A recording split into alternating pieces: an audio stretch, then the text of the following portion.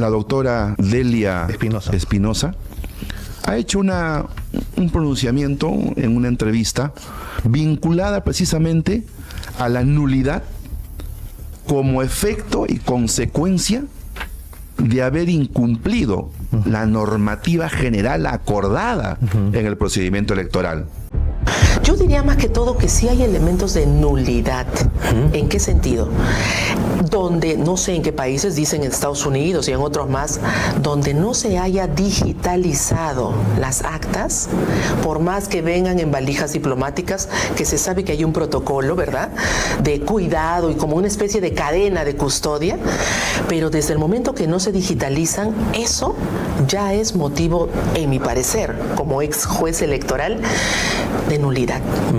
Nulidad, y que esos votos no se deben contar. Acá yo no estoy a favor de nadie, por favor. No. Por ahí van Además, a sacar... hay que recordar que efectivamente usted fue parte del Jurado Nacional. ¿Por qué?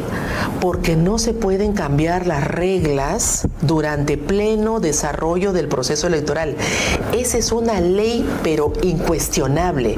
¿Cómo es posible que modifiquen con una resolución jefatural de OMPE, ni siquiera del jurado, de OMPE, que solamente se dedica a contar votos, que diga, no es necesario digitalizar, para decirlo en simple? Por favor, se tiene que digitalizar, porque en el camino no se sabe, incluso en la valija diplomática, con todo el respeto que me merecen los señores cancilleres, embajadores en el extranjero, pero por favor, como decía mi papá, somos mortales y se puede pecar en el camino, ¿no? Sí. Para uno o para otro. O sea, ¿usted cree que esos votos deberían ser anulados desde su perspectiva? Mi perspectiva es mi opinión, sí, no, sin duda. Pero yo no quisiera generar más controversia. ¿Por qué? Porque la regla inicial de digitalizar se cambió y no debió cambiarse, y eso de por sí anula lo que no se ha digitalizado. Espero que se entienda el concepto. Sí. Pero ¿por qué? Porque sí debió digitalizarse todo, y ahí OMPE debe asumir responsabilidades incluso administrativas o hasta penales. Es una regla elemental y sustancial, inquebrantable, que no se cambian las reglas en el camino. Claro, eso digamos en cualquier ámbito. Es como en un país civilizado. Un partido de fútbol, claro, a mitad de camino te dicen, no, ahora, no sé, en un partido se empieza de fútbol, todo a jugar con las manos. Un partido de fútbol no te saco una tarjeta amarilla, te saco las dos de frente, no, te voto, claro, te voto por solamente mirarme feo, algo así. Sí. Entonces, eso no es democrático, eso no es legal desde el punto de vista, ¿no?, del sistema electoral. Para terminar, en el ámbito de la justicia electoral, hasta ahora hay procesos de reclamación que han iniciado los del partido Juntos por el Perú. Keiko Fujimori ha dicho ayer, ya de una vez que den las elecciones, porque ella necesita tiempo para transferencia. ¿Usted encuentra elementos que podrían llamarse fraudulentos en este proceso, que, estimados debidamente, podrían cambiar las cosas en torno a lo que serían los resultados de este proceso electoral? La palabra fraude se ha vuelto muy recurrente y muchos no conocen cuál es el contenido en sí. El fraude tiene que estar descrito, bien definido, ¿no?, explícitamente en la ley electoral, y tiene que cumplirse ese supuesto de hecho en la realidad. Yo diría más que todo que sí hay elementos de nulidad. ¿En qué sentido? Donde, no sé en qué países, dicen en Estados Unidos y en otros más, donde no se haya digitalizado las actas, por más que vengan en valijas diplomáticas, que se sabe que hay un protocolo, ¿verdad?, de cuidado y como una especie de cadena de custodia, pero desde el momento que no se digitalizan, eso ya es motivo, en mi parecer, como ex juez electoral, de nulidad. Nulidad, y que esos votos no se deben contar. Acá yo no estoy a favor de nadie, por favor. No. Por ahí van Además, a sacar... hay que recordar que efectivamente usted fue parte del Jurado Nacional. ¿Por qué? Porque no se pueden cambiar las reglas durante pleno desarrollo del proceso electoral. Esa es una ley, pero incuestionable. ¿Cómo es posible que modifiquen con una resolución jefatural de OMPE, ni siquiera del jurado, de OMPE, que solamente se dedica a contar votos, que diga, no es necesario digitalizar, para decirlo en simple?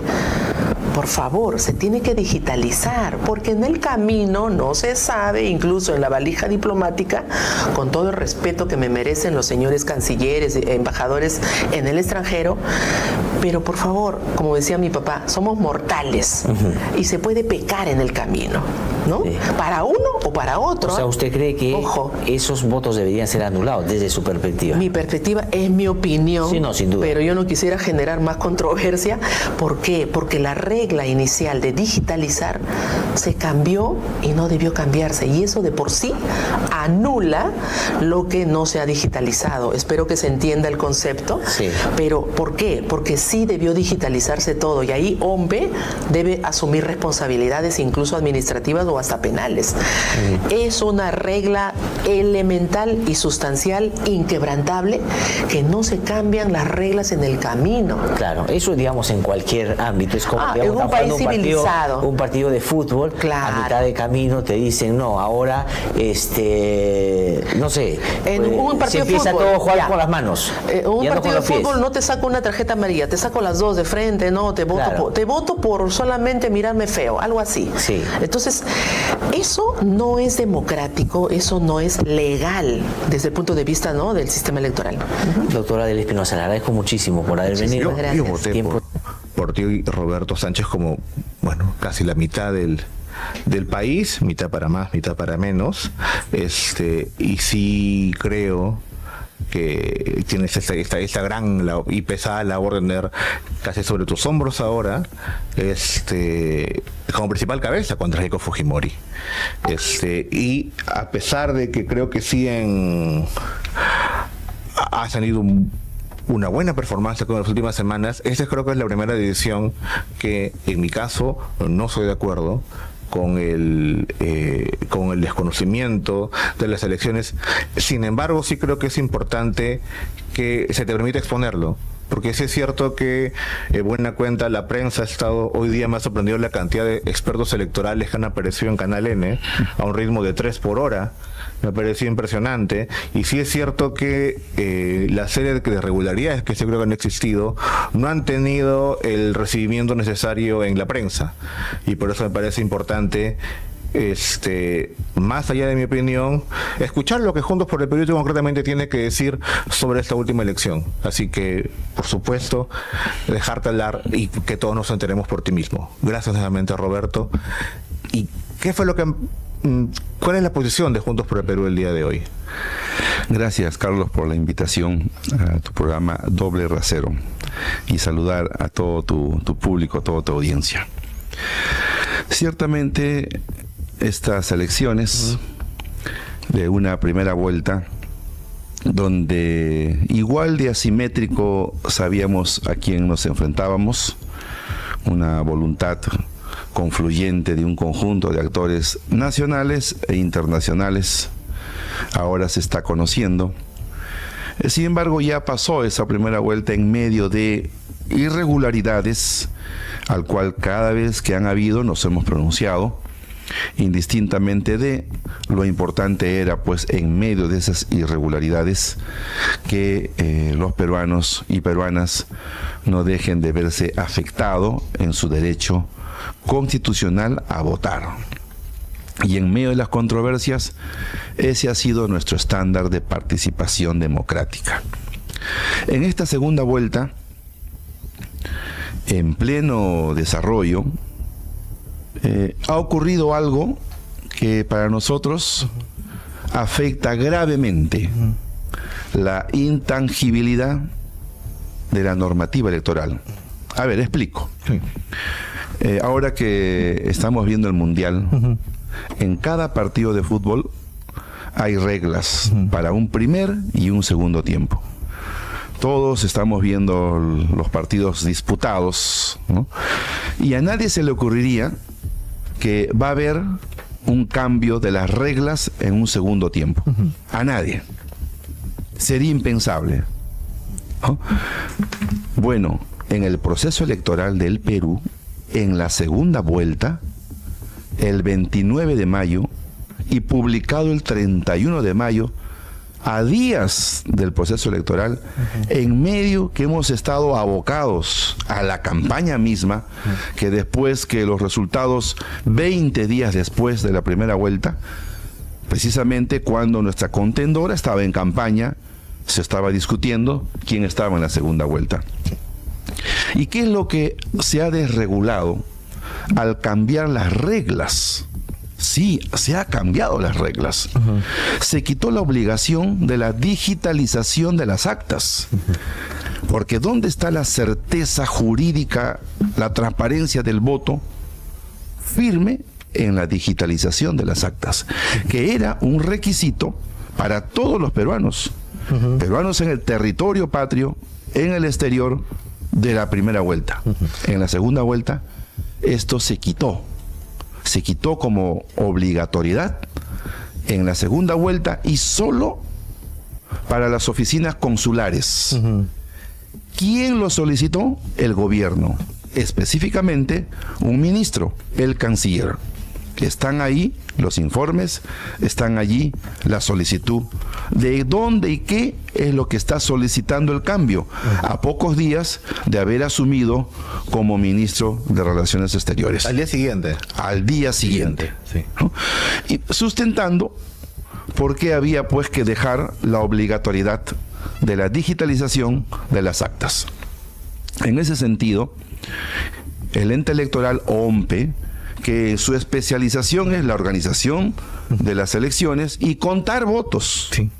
Sin embargo, en una resolución jefatural de menor jerarquía, ni siquiera el reglamento, peor la ley, sino una resolución jefatural, cambian las reglas de juego y en ese estándar una afectación de derechos grave. ¿Y qué dice la reglamentación, la propia reglamentación de la ley? Cuando se cambia, ¿no es cierto?, las reglas, se afecta al derecho jurídico. Y en ese sentido, eso es una causal de nulidad. ¿Quién ha provocado esa nulidad? La Cancillería. Si bien es cierto, OMPE es el que lo aprueba, la responsabilidad es finalmente de OMPE. Entonces nosotros en ese extremo jamás podríamos dejar de desconocer o reconocer el voto de un peruano en el exterior, que vale tanto como un voto en nuestro territorio. Entonces, en ese sentido, evaluando, averiguando, investigando, damos en cuenta que se ha afectado gravemente la seguridad jurídica, porque ¿por qué tendríamos que hacer un acto de fe en el consulado? Aquí no hay que hacer actos de fe, aquí hay que cumplir fehacientemente la ley. Y además, por el principio que han de respetar de lealtad constitucional, que están obligados todo el sistema de justicia, más allá de la regulación sólida del cuentavotos, ellos fallaron gravemente. En ese contexto, ¿nosotros qué decimos? Las elecciones todavía no acaban. Estamos en nuestro derecho de apelar, de impugnar, de presentar nulidades. Claro que sí. Y la nulidad de oficio, el derecho nos asiste y lo hemos presentado. Para nosotros, ¿qué significa esto? ¿Por qué ha ocurrido este cambio normativo? ¿Por qué un un canciller que entra al día después cambia como no ha cambiado en todos los procesos electorales del Perú? Para nosotros eso es pues rarísimo. Esa es una voluntad premeditada de haber querido torcer el voto, que tiene que ser transparente, que tiene que ser con seguridad jurídica, con cadenas de custodia, y todo eso creemos nosotros que configura la causal de nulidad. Cuando uno mira la reglamentación y tienes que apelar a algún artículo o inciso, evidentemente este está ligado no al inciso B, que habla de fraude en sí, pero si cambias tú las reglas de juego afectando gravemente la seguridad jurídica, pues residualmente tienes que invocar, según el reglamento electoral, la idea del fraude. Nosotros que hemos dicho que es una voluntad en desarrollo. ¿Cuándo se va a consumar? Cuando efectivamente sea el Jurado Nacional de Elecciones, que es el que tiene que resolver esta petición de nulidad de oficio en el proceso electoral llevado adelante por las oficinas consulares por grave afectación jurídica al derecho y precisamente donde creemos que han afectado. Si en ese contexto, más de todo lo que hemos pasado esta primera y segunda vuelta, donde todos nos atacan, qué bien organizados están. Hoy apenas la mañana ya toditos se han pronunciado. Si en un contexto nosotros decimos, hemos evaluado este estándar y no ocurre en ningún lugar de América Latina. Porque ¿a quién se le ocurre afectar de esta manera un segundo tiempo? Es por ello, concluyo, que nosotros decimos que en esas consideraciones, en un empate técnico, donde hay precisamente una discrepancia de un mínimo, aunque sea por un voto, ¿qué es lo que importa? La legitimidad, la confianza, la transparencia. Nosotros habíamos planteado un recuento, pero no lo quieren hacer. ¿Por qué? ¿Qué ocultan? ¿Acaso no podemos ver qué es lo que ha pasado respecto al funcionamiento de actas? Sobre todo ahora que nosotros decimos que se ha afectado gravemente la seguridad jurídica, la cadena de custodia. Ahora, ¿quieren que uno demuestre eso? Ahí está precisamente la resolución, que ni siquiera está motivada como corresponde en base a ley. Ahora, en un contexto así, nosotros decimos, de concretarse una acción de esta naturaleza, creemos, pues por legitimidad, no reconoceremos ese gobierno, porque nos parece ilegítimo, nos parece que no estarían actuando en base al derecho, pues otro querrá reconocerlo. Nosotros nos reservamos el derecho democrático, indistintamente del fortalecimiento del trabajo parlamentario, la legitimidad de la oposición, el levantamiento de nuestras banderas contra la criminalización, contra la persecución de los líderes sociales que está ocurriendo hoy día. Nosotros en el ejercicio democrático lo hemos demostrado en la última movilización. Pese a que no nos dieron garantías, nosotros hemos concurrido, hemos ido nosotros, por voluntad de parte, a hablar con el general, el máximo mando de la policía, a decirle cómo nos organizamos pacíficamente. Nosotros quedemos en ese estándar. El proceso no ha acabado. Nosotros estamos en el derecho a presentar y a sospechar. Ahí está la evidencia contundente. En ese contexto estamos evaluando. Ahora, yo entiendo, y según un reportaje de Ojo Público, que la digitalización de actas, que es un nuevo sistema que aplicó la recién en esta elección, había fallado en la primera vuelta en la mitad de actas. Y es por eso que se dejó utilizar en la segunda. Es decir, que no fue un intento deliberado de la Cancillería, sino lo que entiendo, y nuevamente según el reporte de Ojo Público, es que el sistema que estaban implementando falló. Y hacen esta cosa extraña, porque si es algo extraño, de traer las actas en físico y digitalizarlas recién acá. Mi pregunta es, ¿ustedes han encontrado una discrepancia entre las actas de los personeros de peruanos en el exterior y las actas subidas a la OMPE? Mire, han habido un conjunto de actos sospechosos, ¿no? Porque si bien es cierto, vamos a suponer que falló su escáner en la primera vuelta. Claro. Ahí también refiere en la regulación que si, según el manual y según cómo funciona este escáner, también se podía haber escaneado con otro procedimiento y enviado, dice, por el correo consular hacia OMPE. ¿Se hizo eso? ¿Tan difícil es? No se hizo. Por ahí también se menciona lo siguiente. Las actas de Oceanía llegaron el día lunes. ¿Por qué Argentina el día 3, cuando se vencía el plazo de apelación? Hablo del día miércoles 9 de la noche. Y cuando se habla de la cadena de custodia, eso es un protocolo, no es cualquier bolsa. Tiene llave, tiene código, tiene cintillo, tiene firma, un funcionario que lo recibe, un funcionario que lo recoge. ¿Por qué voy a hacer yo un acto de fe en el trabajo de los servidores del consulado? Porque esto se ha estado paseando, diríamos, al lomo de un tercero, ni siquiera del sistema electoral. Eso es muy sospechoso. Estamos en nuestro derecho, ¿no es cierto?, de discrepar, de no creer, de sospechar, y que sean ellos los que digan cómo se ha respetado la cadena de custodia, quién estuvo a cargo, por qué uno falló, por qué se han demorado tanto. No es nuestro trabajo. Ellos tienen que demostrar que efectivamente han actuado conforme a ley. Eso es lo que pedimos. Lo que sucede, mira, por ejemplo, mi discrepancia es la siguiente. A mí no me queda ninguna duda del actuar irregular de los funcionarios consulares en el Perú. Y creo que tienen un documento, ustedes, 60 páginas, me parece un documento súper importante que debería ser público. No lo han hecho público, creo que debería hacerlo, en el cual se ven las irregularidades en las mesas de Nueva York, en las mesas de Houston, en las mesas de París, y creo que los funcionarios consulares no están en su documento, pero deberían ser dichos con nombre y apellido, porque sí, claramente hubo un intento de funcionarios consulares, que creo que los que seguimos las elecciones nos notamos el mismo domingo 7 de junio, intentaron manipular la voluntad popular.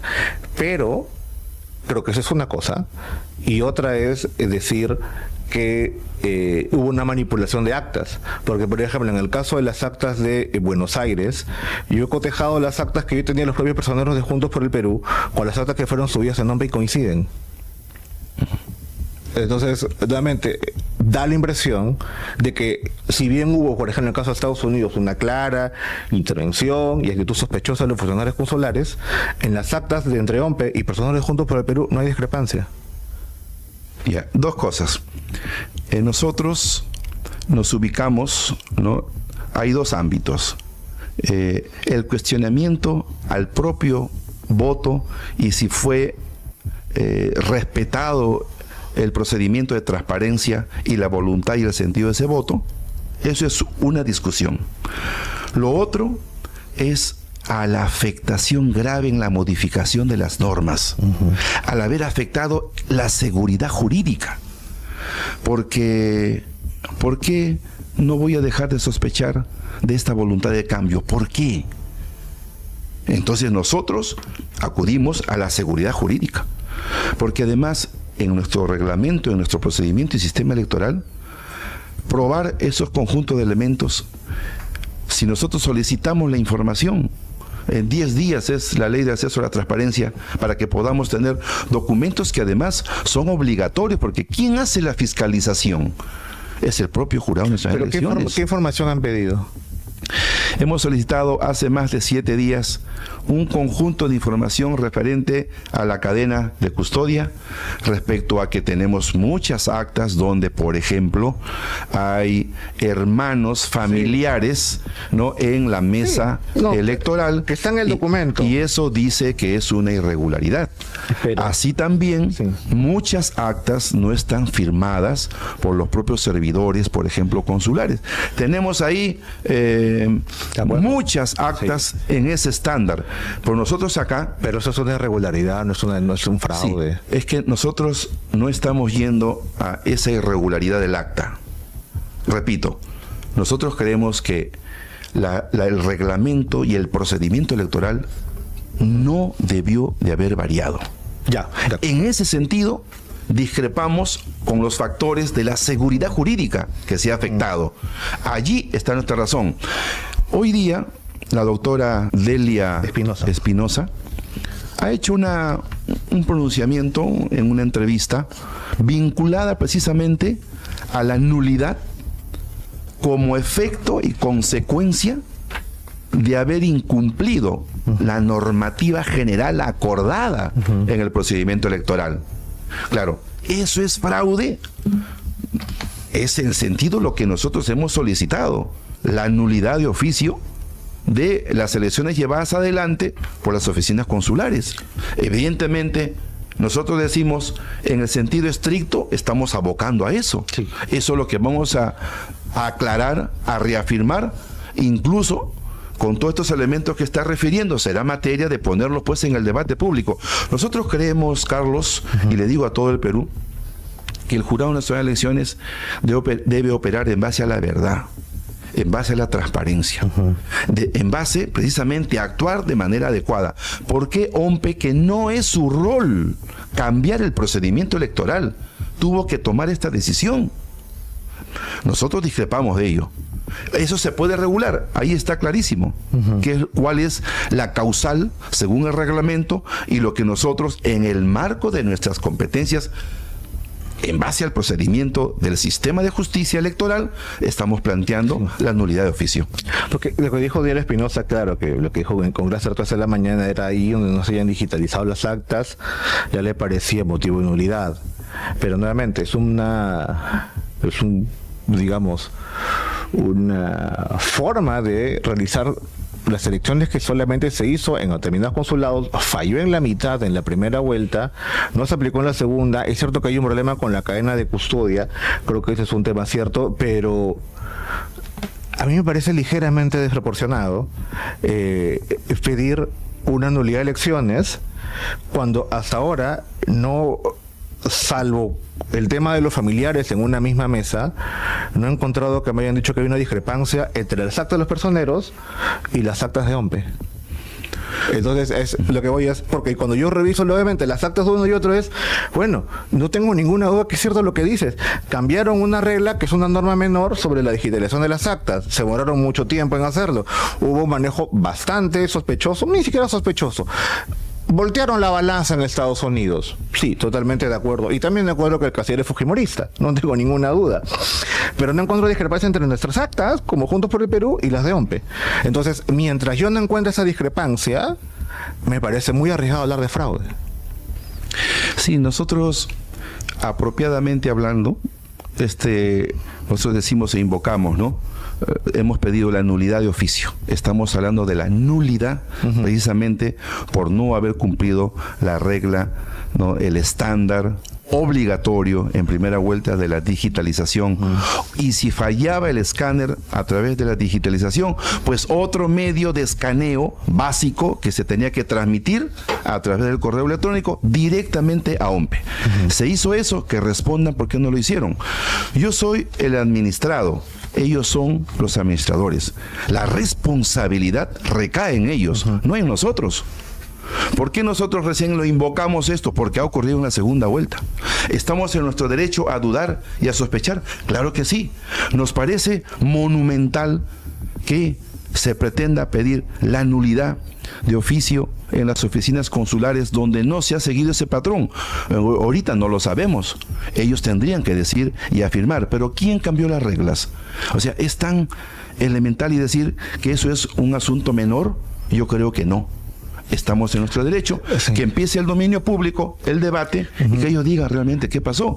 Pero de allí a decir la voluntad de fraude en el contexto tal, sincronizado, sistematizado, organizado, o sea, esos elementos de demostración, evidentemente nuestro sistema jurídico es completamente inmenso y diverso. Yo recuerdo el fraude que ocurrió en el año 2000, o sea, ¿se demostró el fraude? Tampoco se demostró. Fue el video Curi Montesinos. Fueron otros agentes, elementos externos, finalmente, para también decir en el sentido común ese fraude, pero que se probó. O sea, son los hechos políticos que refieren. Yo creo que hoy en el territorio hay claramente más de 1.500 distritos, más de 16 regiones y más de 150 provincias en el Perú que han reafirmado este valor del respaldo electoral.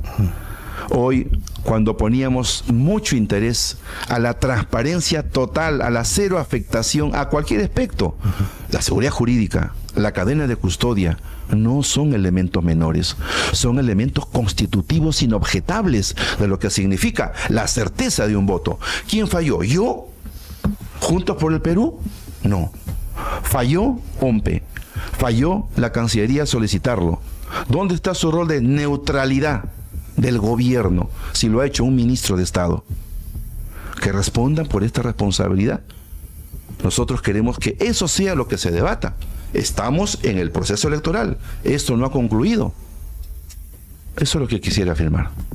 Porque además, digamos, a mí, como habrás visto, el argumento de pedir el debate en la cadena de custodia y la ausencia de escaneo, no me parece convincente porque obviamente sí creo que para uno denunciar un fraude tiene que tener también la evidencia clara de cómo la voluntad popular se manipuló.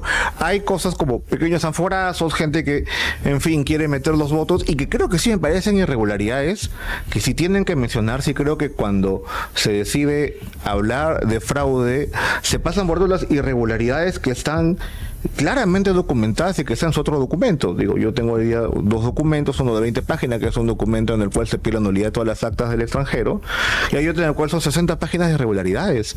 Y son irregularidades palpables.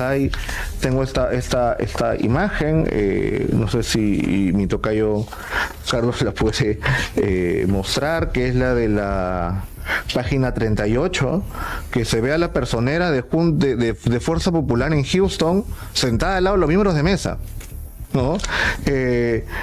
Está una también, son muchas, y que ocurrieron en el voto consultario. Y creo que esas, curiosamente, que son más fuertes, no han sido expuestas, ¿no?, por ustedes, y va más bien por lo otro, que me parece que no tiene tanta fuerza. Claramente, cuando yo miro los 2 documentos y digo, vaya, si hubo un intento por manipular la voluntad popular, ¿no?, a través de los cónsules, pero no me parece con el escaneo de la cadena de custodia, nuevamente, porque cuando miro acta con acta, las veo iguales. Sí, entiendo que estás viendo en el lado de irregularidades, anomalías, sí, en el proceso mismo del voto y de los actores de la mesa, el servidor consular como parte de la mesa, etcétera, ¿no? Y la voluntad que han referido, vamos a decir, oralmente, diferentes personalidades, ¿no? El gran problema del sistema electoral es que no tienes una instancia probatoria. Es más, si tú demuestras que esta firma se parece o no, según el puño gráfico, a la otra, el juez el magistrado te va a decir, señor, disculpe, yo no soy perito. O sea, lo que ocurre en el sistema de justicia, se actúan las pruebas, etcétera, aquí no lo hay. Y con los plazos tan preclusivos y las etapas a cuestas, ni siquiera nos han respondido un conjunto de actores donde pudiéramos tener elementos de ello. Nosotros identificamos entre ese conjunto de irregularidades como motivo y esta afectación grave a la seguridad jurídica. La seguridad jurídica es el marco donde se desarrolla y se da validez a los actos. No es cosa menor. No existe en una política comparada en otros sistemas democráticos que un proceso electoral tenga que llevarse con unas reglas de juego en la primera vuelta y otras reglas modificadas. Si en la primera vuelta de más de 25 y miles de candidatos era más complejo, y eso se reguló de esa manera, indistintamente que por su propia negligencia no hayan podido hacerlo. Pero la ley es así, el reglamento es así. En la segunda vuelta, con 2 candidatos, o sea, con solo 2 candidatos, se entendía que tenía que bajarse los estándares precisamente para garantizar un traslado efectivo, eficiente, certero. No.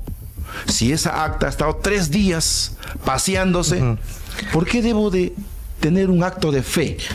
Sobre todo en un proceso electoral presidencial, donde la discrepancia, ¿no?, entre uno y otro, diríamos que es corta. De acuerdo, pero yo, ¿por qué tendría que tener un acto de fe en su desconfianza?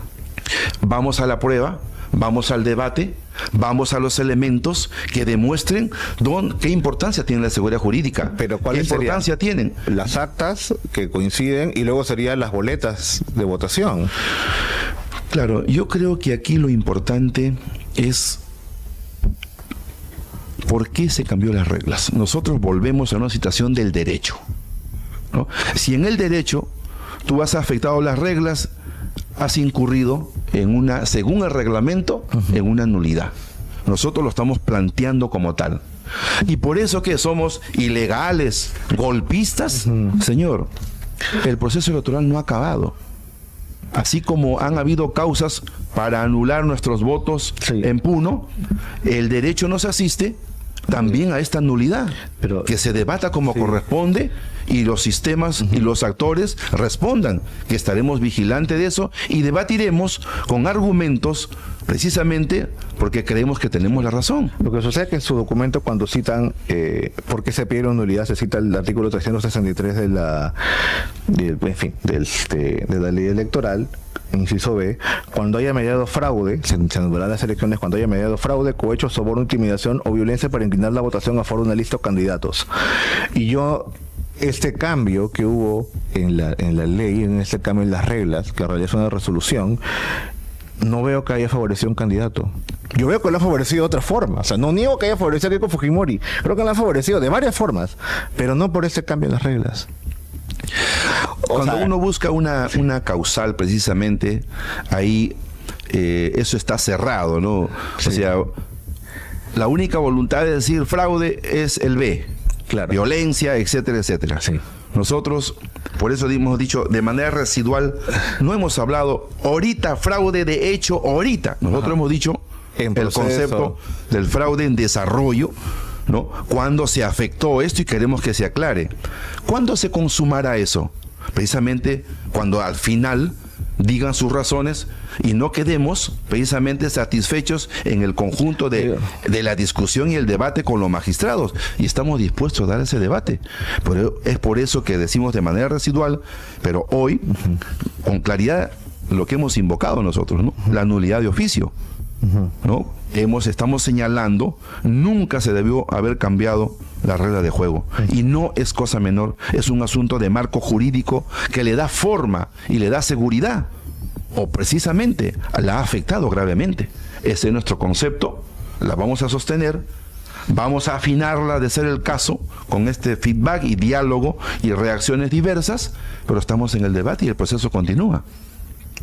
Lo último, y también para no centrarnos solamente en esto, que era cuando ustedes pedían recursos de nulidad, pedían información, imagino que también pidieron las cédulas de votación. ¿Y le llegaron a pedir? Hemos pedido el padrón de votantes, nada. El padrón ya me suena así a sí, lo 2021, ya me está asustando. Lo que pasa que nosotros, por ejemplo, a esas listas hemos conseguido el C4, sí, ¿no?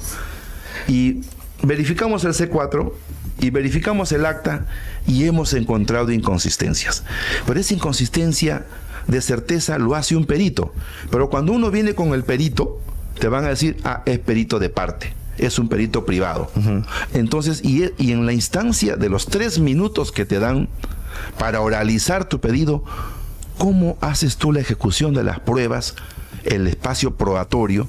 Este sistema electoral no tiene ese espacio para ello.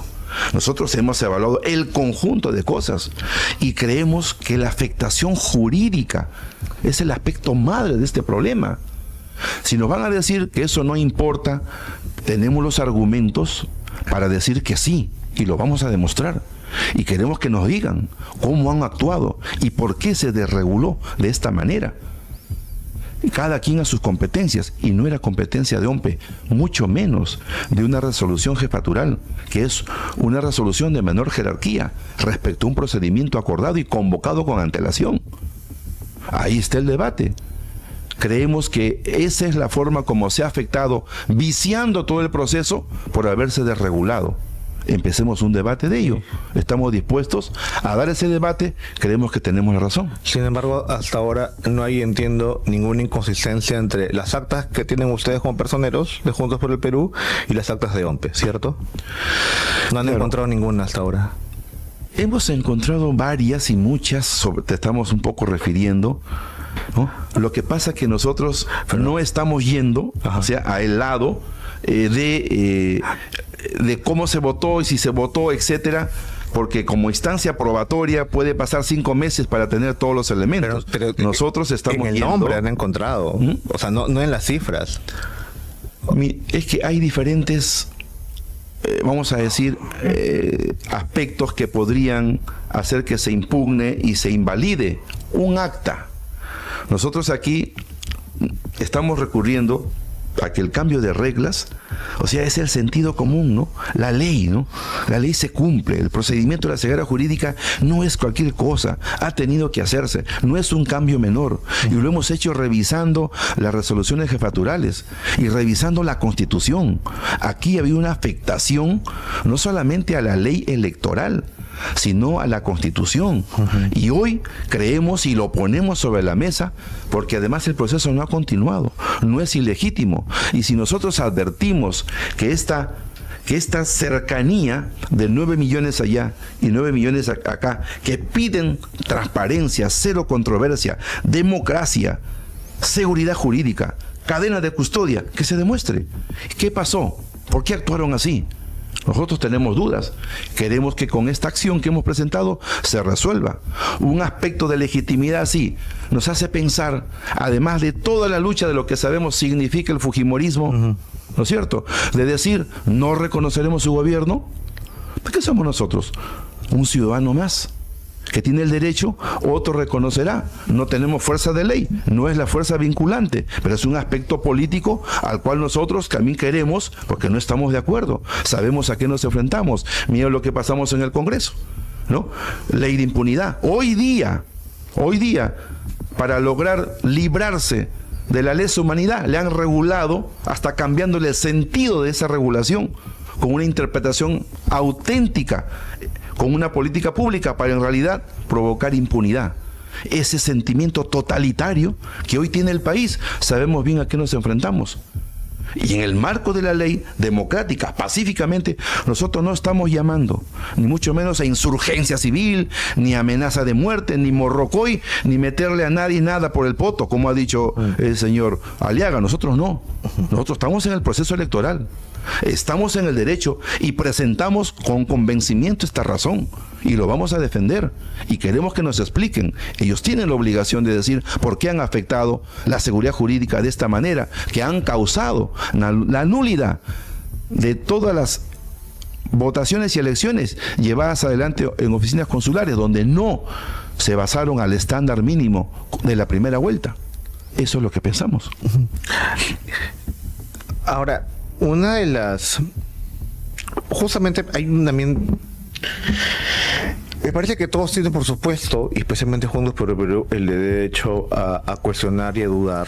Y claramente sí es significativo que en la prensa habitualmente ese derecho se les conculque a ustedes, ¿no? Es como si ustedes vayan y acepten el resultado, mientras a Keiko Fujimori y a Rafael López Aliaga les dieron 1 o 2 meses para que cuestionen absolutamente todo.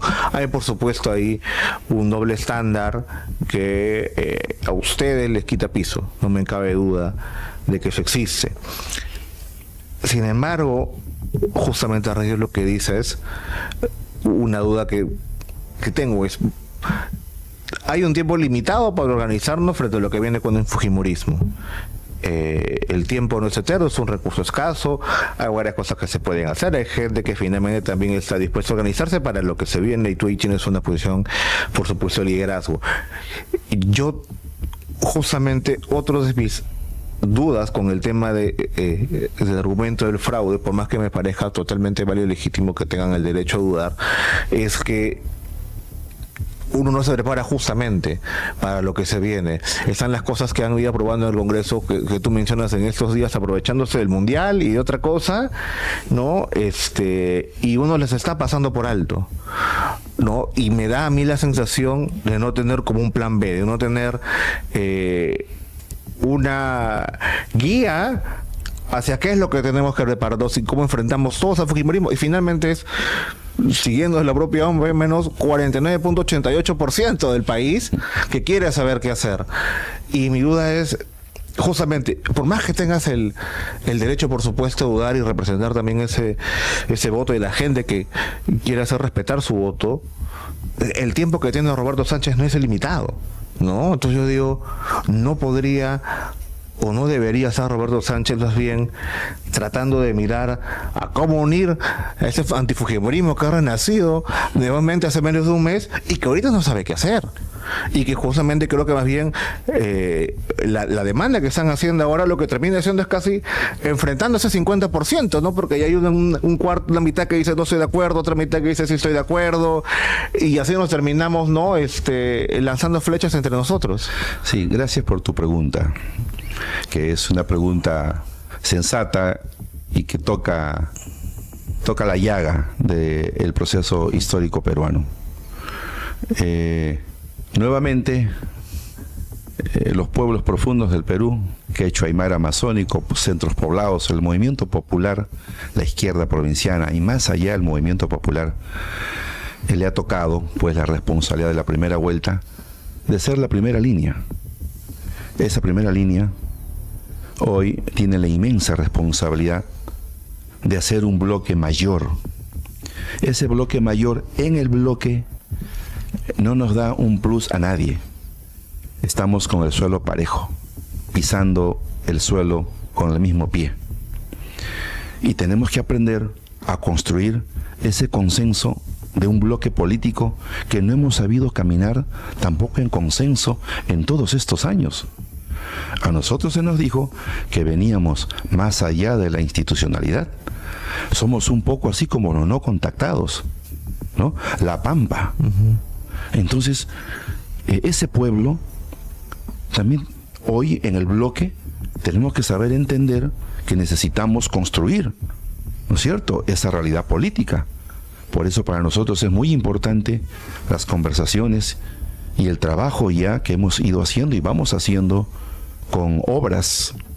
Precisamente el día jueves nos encontraremos senadores, diputados de las dos bancadas, porque ya hemos tenido otra reunión muy importante hablando de las coincidencias, precisamente de la mirada política, lo que creemos que debe de ser la agenda parlamentaria, la agenda política, y estuvimos en una reunión muy importante con todos los senadores y los diputados del partido Ahora Nación, con el propio Alfonso López Chao, y estamos coordinando también encontrarnos las tres fuerzas, y no solamente estamos mirando ese equipo, que creemos que en primer lugar hoy ese equipo garantiza la no persecución política a los aforados precisamente en el ejercicio de sus funciones, ¿no?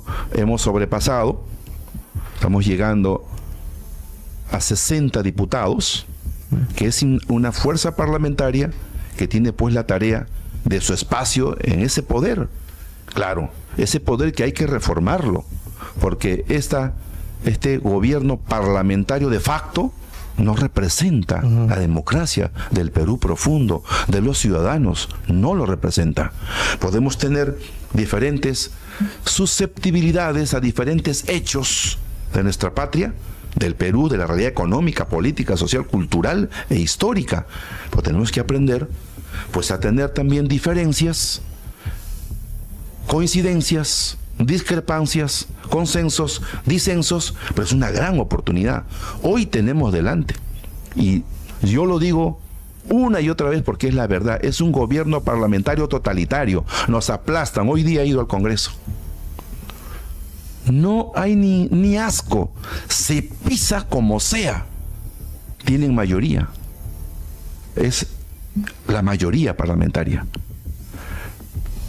Claro, cuando nosotros presentábamos, recuerden, el gobierno del presidente Castillo, un crédito suplementario de 500 millones, no, 1.000 millones, no. Hoy hay un crédito suplementario de 9.000 millones de soles. Dios santo, 9.000 millones de soles. ¿Qué se pretende hacer? ¿Qué día es? Hasta mañana dura la ampliación de la legislatura y no sesiona la Comisión de Presupuesto. Pregunta: ¿no se estará negociando precisamente con cargo a los proyectitos para los parlamentarios el voto en estas leyes que son unas leyes de impunidad? A eso nos enfrentamos.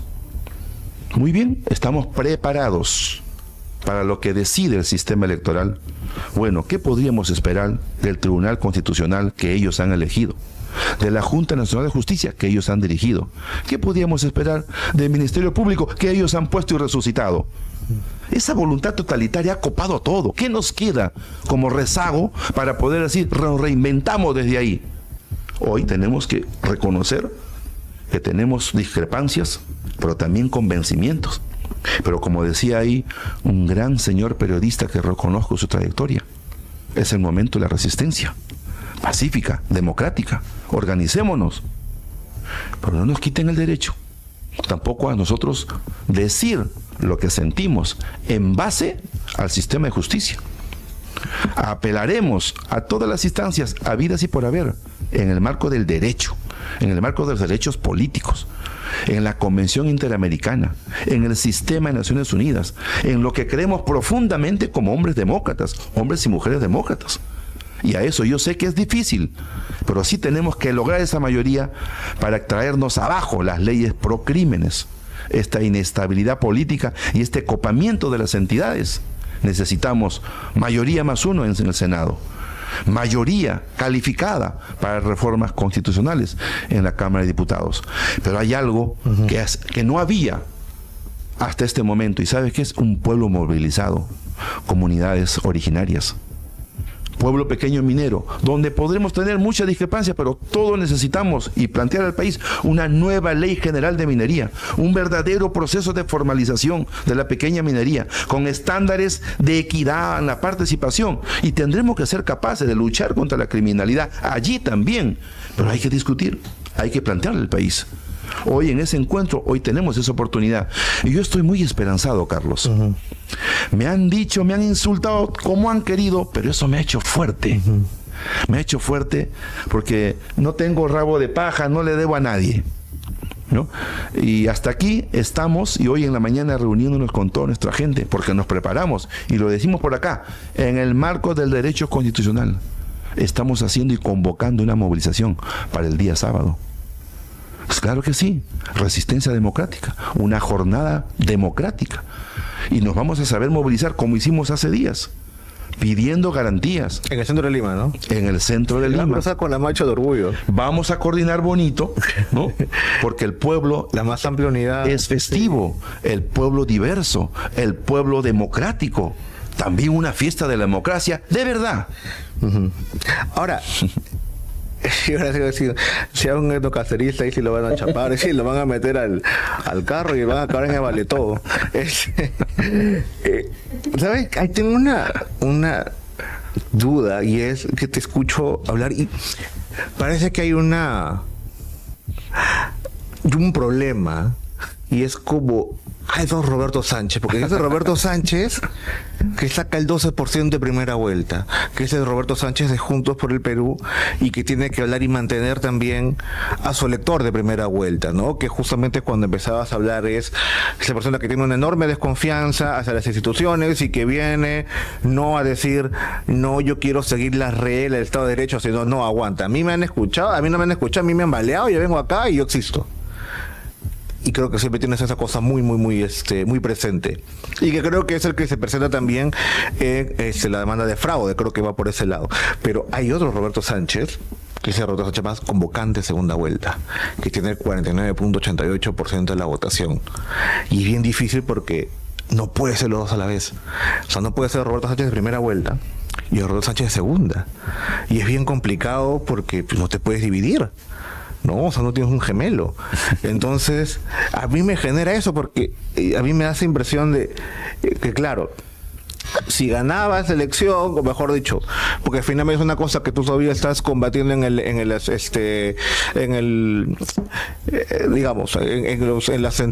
organismos correspondientes, pero si hubieses ganado el escrutinio hace 2 semanas, ya dirían, bueno, pues, ¿no?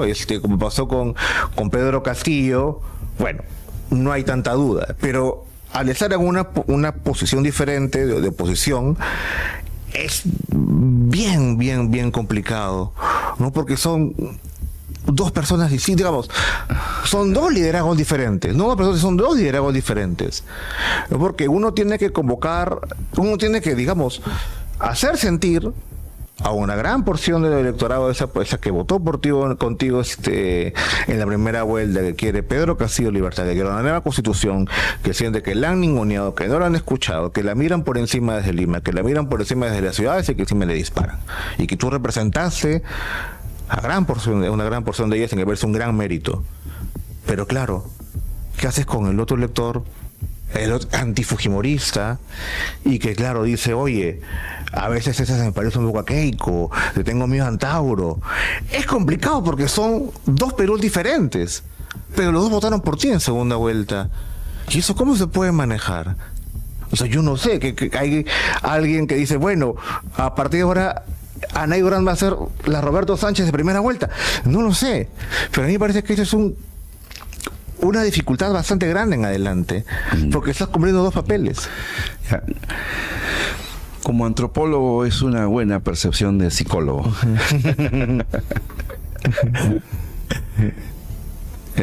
Te comento lo siguiente. Yo te digo mis convicciones y número uno, el Perú necesita erradicar la discriminación, el ninguneo a millones de compatriotas andinos originarios.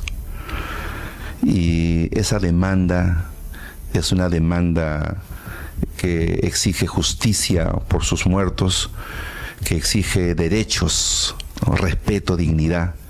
Una demanda que significa democraticen el Estado, democraticen el presupuesto público, democraticen las carreteras, los hospitales, el empleo. Entonces es una agenda que siento que es una agenda no negociable, ¿no? Y que es un estándar de un Perú que hoy no somos, porque desde hace 200 años no hemos aprendido de esa cultura de encuentro, no hemos aprendido. Y si hay un sector que no lo cree, no me importa, porque ahí hay un principio ético y un principio de vida. Y luchar porque eso se cumpla. Yo jamás le he pateado a nadie la canilla, no he matado a nadie, y lo haré en ese estándar que es para mí como un proyecto de vida, número uno. Número dos, para mí sí ha habido una afectación a un representante, a un presidente elegido de los sectores populares andinos, el presidente Pedro Castillo, y la bandera y la lucha y el sentimiento popular de su libertad es para mí no solamente un sentimiento, un convencimiento, una reivindicación, que haremos magia política para lograr su libertad. Así como, aunque me miren con cara como si yo fuera un orate cada vez que menciono en el Congreso que el Perú necesita que le den justicia y que identifiquen quienes autorizaron el asesinato de los 50 hermanos del sur. Me he reunido con ellos y cueste lo que cueste, tenemos que darle justicia a nuestros hermanos del sur. Y no puedo dejar de no mencionar que hoy la criminalidad y la corrupción, que es nuestros principales males, se ha unido a la perversión del sistema de representación política. Y allí, por más duro y políticamente correcto e incorrecto que sea, esa es la verdad. Partidos de izquierda, partidos de la derecha, se hicieron uno solo, su gran bloque de la unidad de los corruptos y mafiosos que han subvertido el sano sentido de justicia, instituciones y democracia en el Perú. Esa es la verdad, cueste lo que cueste. Entonces, si en esos estándares estamos diferentes sectores afectados o sensibles precisamente por esas heridas de afectación, ese es el consenso. Ese es el consenso. Que un sector también sea empático con lo que otros sectores viven, ¿no? Nosotros hemos dicho a los sectores del sur que ellos no necesitan más plata para su proyecto, necesitan dignidad y justicia y derechos, reconocimiento, identidad. Los pueblos quechos, aymaras, amazónicos no están pidiendo que el Estado se defina con chalina o con un atuendo o vestimenta de folclore. No. Están pidiendo autonomía en su conducción de vida y su modo y su cultura. Que les dejen ejercer la riqueza de su bosque para el desarrollo de sus hijos. Esos aspectos son las fracturas que yo sí creo como Basadre que pueden encontrarse, ¿no? Entonces, claro, yo he leído y abrazo las tesis de Mariátegui, de Arguedas, de Gustavo Gutiérrez, pero el monumento de las tesis y los hallazgos de Basadre son inmensos, ¿no? Avanzadísimos, como para ese Perú que no hemos construido. Entonces yo hoy le digo a los sectores que nos han respaldado, porque me han dicho que soy terrorista, criminal, corrupto y todo, hermanos, todas las carpetas que me han inventado van cayendo una tras otra, porque yo no he agarrado ni un sol cuando he sido funcionario público o ministro. Yo a mi bancada no le he pedido ni un centavo, pese a que me han acusado de mochasueldo y no sé qué. No es así. Yo estoy tranquilo.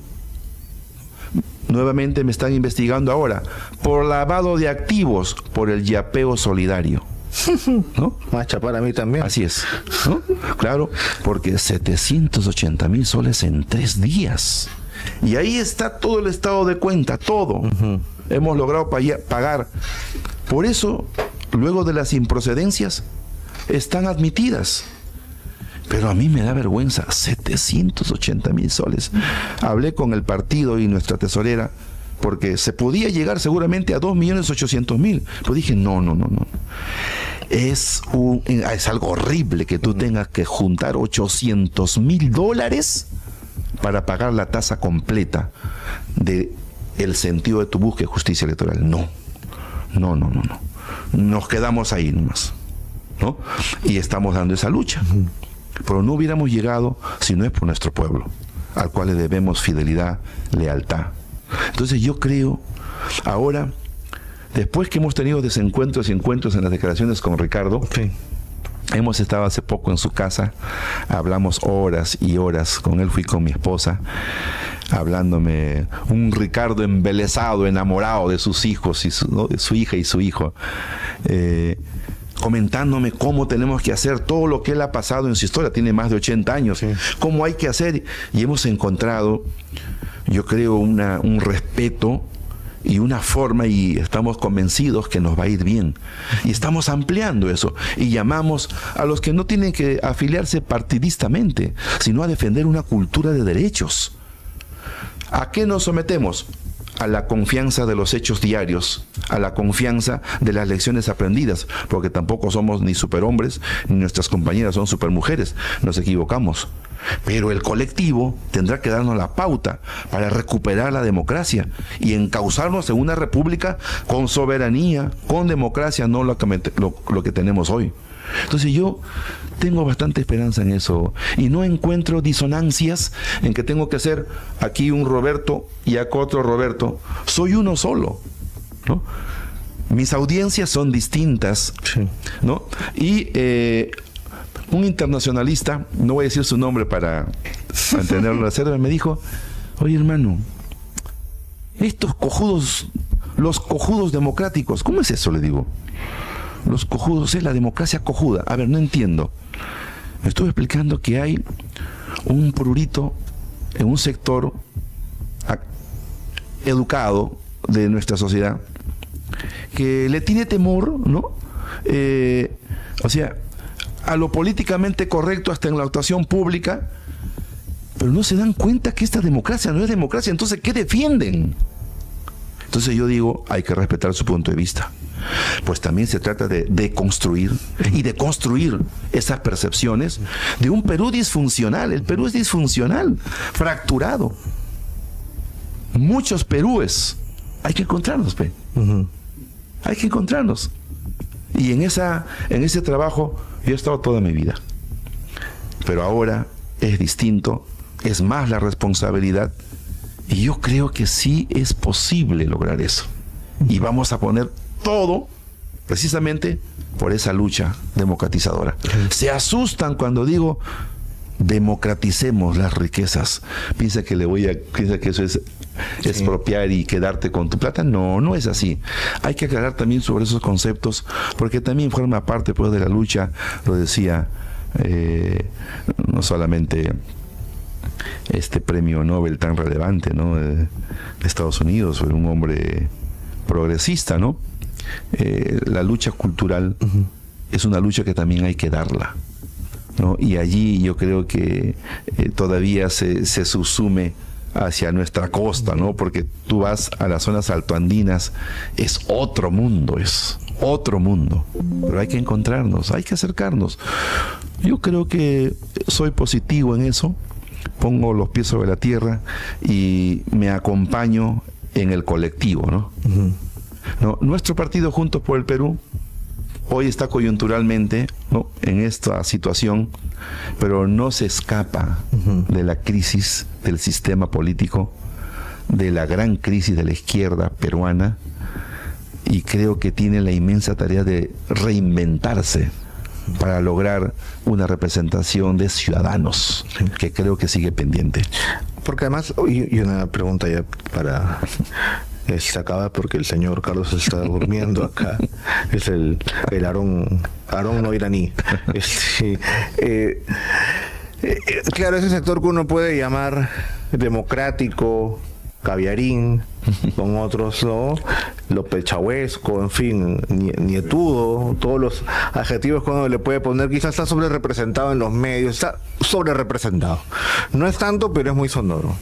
Y más bien, con ese electorado tuyo, primera vuelta, es mucha más gente seguramente, o tanta como el otro, pero no suele tener espacios en prensa, no suele tener y a veces, claro, uno de sus interlocutores suele ser sus representantes políticos. Entonces ahí también me intriga, ¿qué les dices a ellos ahora? Porque claro, del otro lado más o menos qué es lo que tiene que decir el antifujimorismo de segunda vuelta, creo que está más o menos claro, pero no el otro, no ese 12% que tuviste en primera vuelta. ¿Qué es lo que les dirías o cómo tú has percibido, con qué tanta desazón han tomado ese resultado? Porque creo que claro, había mucha expectativa en tu victoria, y ahora que está como por supuesto en pendiente, debe haber también un ánimo quizá más combativo, y me intriga qué tienes que decir a ellos. Sí, por ejemplo, la presencia mediática de nuestra representación tampoco estuvo presente, ¿no? Porque he visto un académico americano que decía, me publicó en un Twitter a caballo, sí, no recuerdo su nombre, este chico, y decía, me dirijo, voy a refrasearlo, ¿no? Decía, me dirijo a todos los académicos y los sabelotodos del mundo digital, ¿no?, la posmodernidad y etcétera. Este señor es un marginal en lo digital. Digital y todo, pues no lo vieron, pues. Y nuevamente ponen cuestionamiento. Y la gran plataforma de las redes, el ida y vuelta y etcétera. Y sin embargo, este señor, que tuvo asentamiento territorial, llegó. Ya. Entonces empieza un debate ahí sobre la importancia y la incidencia en la política y cómo se aparece en estos procesos, ¿no? Yo menciono eso para decir que cuando me encuentro cotidianamente con los sectores del 12%, vamos a decir, ¿no? Me reúno con ellos, y si le han matado a sus hijos, sabe que no reconocen a nadie, ¿no? Porque lo entiendo. Entonces, y si quieren, inicialmente tampoco me reconocían a mí, porque yo vengo del poder más desacreditado, el Parlamento. Pero los he escuchado, les he escuchado, les he escuchado. No partidaricé la lucha por ellos, no politicé la lucha por ellos, lo mantuve como principios, ¿no? Y yo creo que ellos tienen el derecho a no darnos credibilidad ninguno. El Perú más bien tiene la inmensa responsabilidad de darles derechos y traerlos. Están bien donde están. Cuando voy y me he encontrado como con 60 apus de la Amazonía, en condiciones pobrísimas, paupérrimas. ¿Y qué converso con ellos? ¿Cómo hablo con ellos? Si ningún gobierno les da nada. Somos realmente el mundo como la colonia. Entonces, ¿qué levantamos con ellos? No quieren saber de ningún parlamentario. pero me han aceptado. Y su lucha es por su bosque, el agua. Y si ellos dicen en Perú, te hemos dado el respaldo, evidentemente es un sentimiento que también hay que aceptarlo. De Tumbes a Tacna, en procedimientos de regla y todo, hay un respaldo inobjetable. El Perú, la mayoría territorial del Perú ha sido pintado de color verde esperanza. Y eso también es un tema de legitimidad, de presencia política, que no te hace el ganador único, porque el Perú también tiene a los otros 9 millones concentrados en las ciudades que tienen tanto derecho como nosotros. Entonces, yo creo que esos disensos, para el caso de la gente que represento, solamente quiere que le traten con respeto y que le den oportunidades en una democracia de igualdad. Esa lucha tenemos mucha esperanza que lo vamos a hacer. Yo he sido funcionario en un distrito municipal, en una gerencia también de una municipalidad provincial, también en una regional. Yo he visitado todas las cuencas mineras, por ejemplo, Carlos, pero me ha demorado 2 años. He ido a todas las cuencas mineras, he ido. Y esa cordillera minera es como una personalidad. El Estado que homogeniza y que todo quiere institucionalizar, ¿no? No es la forma de responder al Perú diverso. No es la forma. Entonces, yo ahora creo que tengo esa experiencia. Y por eso me casé viejo. Porque le dediqué mi vida a otras preocupaciones. Ahora ya estoy, no digo perfecto, pero empatado, ¿no? Porque tener tus hijos y tu familia te hace pisar el piso con más realismo, ¿no? Entonces yo creo con mucha esperanza que los sectores donde vamos, hace poco nos hemos ido a Canas, Tungazuca, Surimana, Yanaoca, Pampamarca, todo el sur de Cusco, todo el pueblo tupacamarista. Hemos ido. Hermosísimo. Pero hay que trabajar con ellos, porque no van los partidos, no se acerca el Estado, no van los programas sociales. Entonces, ¿cómo pretendemos construir una noción de nación allí? No hay. Comunidad imaginada, no hay. Y sobre todo porque el lenguaje permanente cotidiano, Carlos, es el quechua. Te vas a Pomata, Ilave, es el aymara. Te vas, dependiendo en la selva, ¿dónde? 50 dialectos e idiomas, donde tienes que tener el desafío de... Entonces, cuando vengo a Lima, ¡qué distancia tan milenaria! ¿No? Y sin embargo, solamente hay que tener empatía de querer un Estado que trabaje, que se acerque a la gente. Entonces, yo creo que esas fracturas tienen también vasos comunicantes, no son estancos de 5 metros de muros como el que se está haciendo el presidente Kast en nuestra frontera. No, esto es empatía y reconocimiento del otro.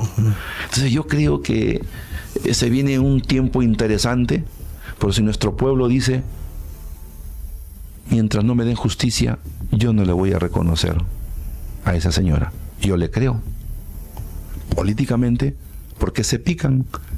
A ver, vamos a, como dice, piano, piano. Reciprocidad, ¿no? Señor, perdóname nuestras deudas, como nosotros perdonamos a los que nos ofenden. Voy a cambiarlo eso. Lo mismo que nos has dado, te voy a dar. ¿Qué nos dio Fuerza Popular y la mayoría parlamentaria los últimos 10 años, los últimos 20 años al Perú? Una cosa es con guitarra, otra cosa es con cajón. En democracia te vamos a enseñar cómo se construye una patria. Muchísimas gracias, Roberto, por por tu tiempo y sí, es una cosa final que creo que me parece importante y que va en línea de lo que dijiste. Podemos tener discrepancias, creo que justamente yo sí tengo una clara discrepancia con lo que ha presentado el día de hoy. Sin embargo, creo que es importante que, dado que tenemos igual un enemigo común enfrente, las discrepancias que uno pueda tener no sean no nos separen finalmente, que creo que justamente es importante ahora tratar de articular lo más posible, porque lo que se viene posiblemente sea feo, ¿no? Y sea complicado. Y es raro tener esta costumbre de escuchar y conversar. Es bien raro, más aún en la izquierda, pero creo que es importante que incluso aún dentro de las discrepancias que uno puede tener, esa no sea la vía para decir no, Satanás, hacerte una cruz, sino igual buscar los puntos en común para enfrentar lo que hay por delante. De la antropología a la psicología social, pues hay algo importante, ¿no? Sí. Ahí vamos a seguir enlazando, como diría Ricardo Letts. Muchas gracias. Gracias a ti, Carlos. Roberto, y ya cuando el señor Aarón Compelo me diga, cierro esto. Y muchas gracias y hasta mañana. Tú me dices si Gracias. Gracias.